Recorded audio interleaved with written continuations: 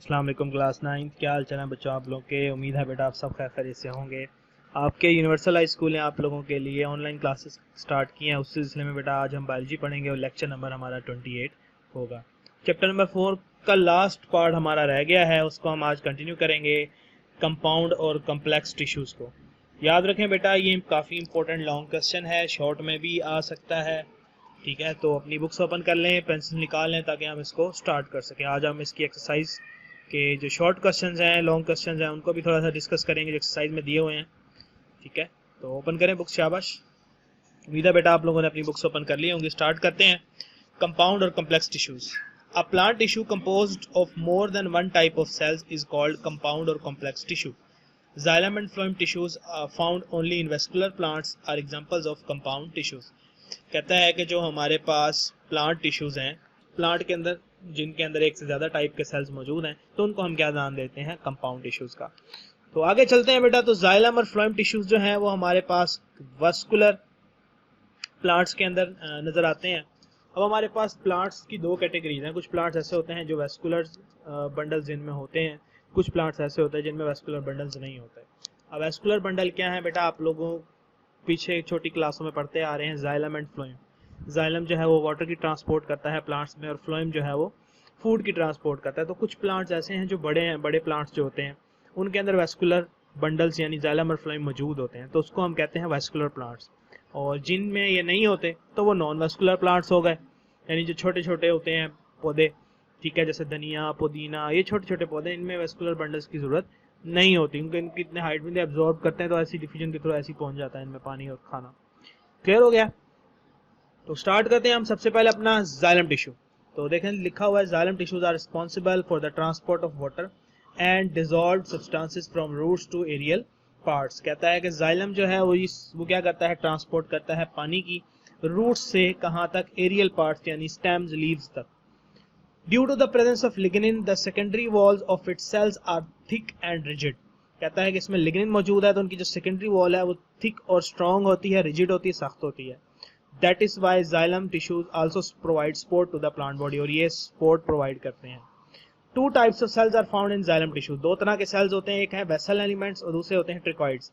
Vessel elements और sales, vessel sales या vessel elements have thick secondary walls। कहता है इनकी thick secondary wall होती है। They lack end walls and join together to form long tubes। तो ये आपको tracheids are cylinder cells with overlapping ends। ठीक है, कहते हैं जो ट्रिकॉइड्स हैं वो हमारे पास सिलेंडर्स होते हैं और उनमें ओवरलैपिंग जो है वो एंड्स होते हैं। ठीक है, ये वेसल एलिमेंट्स है, देखिए ये ट्यूब्स हैं लंबी लंबी सी।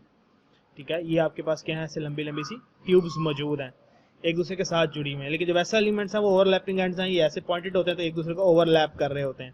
ठीक है, तो ये दोनों मिलकर हमारे पास इस तरह का जाइलम टिश्यू जो है वो बनाते हैं। और जाइलम क्या करता है, पानी और डिजॉल्व मिनरल्स की ट्रांसपोर्ट करता है रूट से एरियल पार्ट जहाँ पे चाहिए। उसके बाद फ्लोएम आ जाता है। Phloem are responsible for the conduction of dissolve organic matter food between different parts of the body. Phloem क्या करता है, कंडक्शन करता है ऑर्गेनिक मैटर की, मतलब जो फूड है प्लांट की उसको, लेकिन याद रखें वो भी डिजॉल्व फॉर्म में होती है। ठीक है, गाढ़ा गाढ़ा सा होता है ये लिक्विड। ठीक है, तो phloem tissue contains सीव tube sales and companion cells. कहता है कि जो हमारा फ्लोएम टिश्यू है इसमें फ्लोएम टिश्यू के अंदर सीव ट्यूब सेल्स और कंपेनियन सेल्स मौजूद होते हैं। Sieve tube cells are longer and their ends have smaller pores. Many sieve tube cells join to form a long sieve tube. Sieve tube cells क्या है, इस तरह के सेल्स होते हैं, उनके एंड पे क्या होता है, एक ट्यूब लगी होती है, सीव लगी होती है। सीव क्या होती है, छलनी, जो छानने के लिए होती है, जैसे हम चाय छानते हैं वो वाली छलनी, वैसी। Companion cells make proteins for the tube sieve tube cells. और जो कंपेनियन सेल्स हैं वो प्रोटीन्स बनाते हैं ऐसे, जो कि इसको क्या कहती हैं, सपोर्ट प्रोवाइड करती हैं, तो इसको प्रोटेक्ट करती हैं। क्लियर हो गया बेटा। तो आगे चलते हैं हम। नेक्स्ट हमारे पास जो है इसकी एक्सरसाइज है, उम्मीद आपको ये समझ आ गया होगा। तो याद रखें डिफरेंस आ सकता है कि जाइलम और फ्लोएम का डिफरेंस लिखें क्या है, तो उसमें आप जाइलम के बारे में बताएंगे क्या काम करता है, किन कौन से सेल्स हैं, फ्लोएम के बारे में बताएंगे क्या काम करता है और वो कौन से सेल्स का बना हुआ है। फिर जाइलम टिश्यू और जाइलम फ्लोएम का भी आ सकता है, लॉन्ग क्वेश्चन भी आ सकता है ये आपके पास। ठीक है, कि जो है हमारे पास ये कौन से सेल्स थे, कंपाउंड टिश्यू। ठीक है, शाबाश, कंपाउंड टिश्यू का नोट लिखना आपने, तो लॉन्ग क्वेश्चन आ सकता है। चलते हैं क्वेश्चन की तरफ। देखिए पहला क्वेश्चन है, explain the function of cell membrane.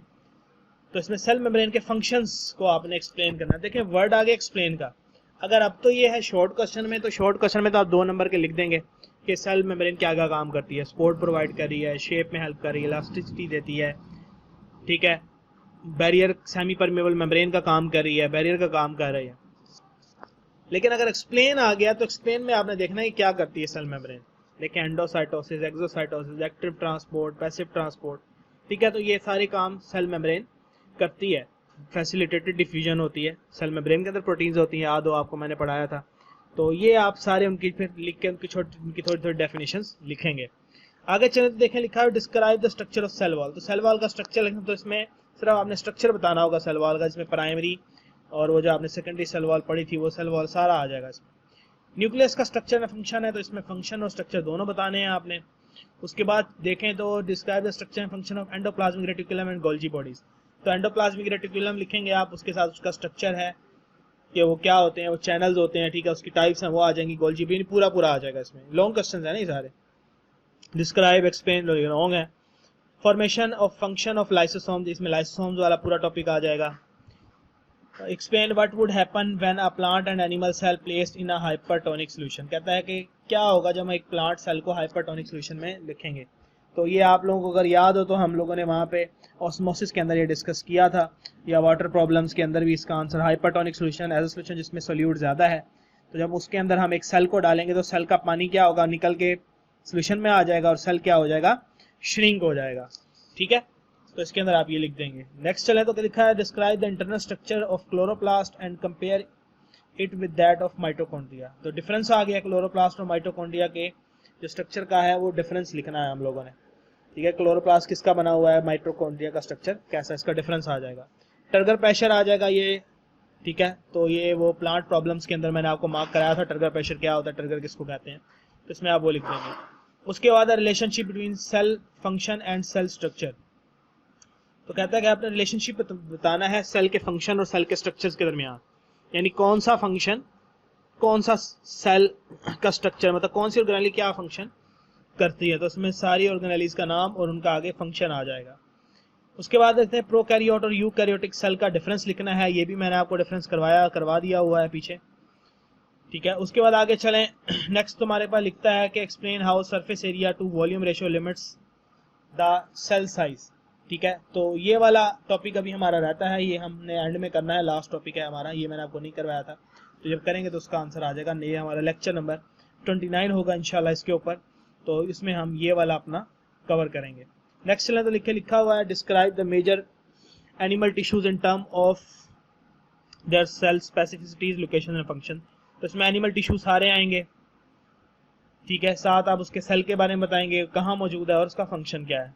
उसके बाद प्लांट टिश्यू के बारे में, ये सारे दोनों लॉन्ग है, इतना बड़ा तो नहीं आता, सारे एनिमल सेल सारे एनिमल टिश्यूज पे नोट लिखें, इतना बड़ा नहीं आता, थोड़ा सा ही आता है, तो ये उसमें आपका हो जाएगा कवर, इसमें सारा नहीं करना होता, याद रखिएगा, ठीक है। तो इतना बड़ा लॉन्ग क्वेश्चन नहीं आता, कोई एक ही आपको आएगा कि जैसे हमारे पास थे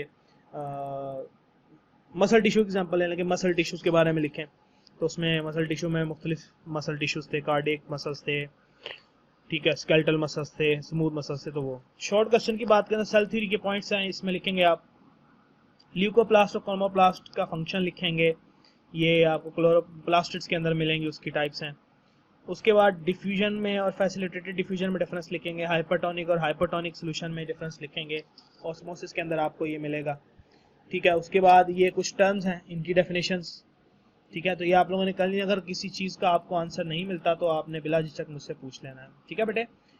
तो ये था हमारा आज का टॉपिक। इंशाल्लाह लेक्चर नंबर जो हमारा 29 होगा, आज का लेक्चर नंबर 28 था, तो लेक्चर नंबर जो हमारा 29 होगा उसके अंदर जो है हम डिस्कस करेंगे इंशाल्लाह किस चीज़ को, जो हमारा एक टॉपिक रह गया है, ठीक है, जिसमें हमारे इस क्वेश्चन का आंसर आएगा, explain how surface area of to volume ratio limits cell size, ठीक है। अपना ख्याल रखिएगा बेटे, नेक्स्ट लेक्चर में आपसे मुलाकात होती है। अल्लाह हाफिज़।